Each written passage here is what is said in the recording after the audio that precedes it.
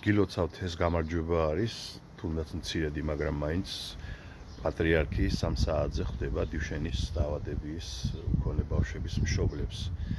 ეს მას შემდეგ ხდება, რაც ერთი 10 დღის წინ საპატრიარქოში მისული ეს ბავშვები და მშობლები მან არ მიიღო და პოლიციის კორდონით ჩაუყენა, მაგრამ როდესაც მოხდა მერე წარეთ, მათ შორის ჩემიც პოსტები და ვიდეოებიც ალბათ ნახეთ, როცა შევარცხვინეთ და ვამუნათეთ, ის იძულებული გახდა შეხვედროდა დღეს უკვე დაგეგმო შეხვედრას ამ ბავშვებთან და მშობლებთან.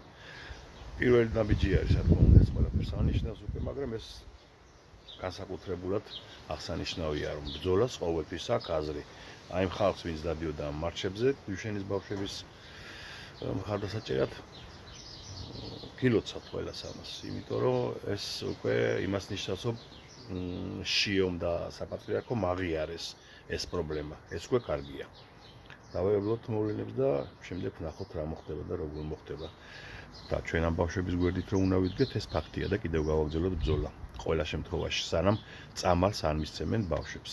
წამალს, რომელიც არსებობს სოფლიოში და რომელიც ეფექტურია დასავლურ ცივილიზებულ სახელმწიფოებში, სადაც უფასოდ აძლევენ ამ წამალს ბავშვებს.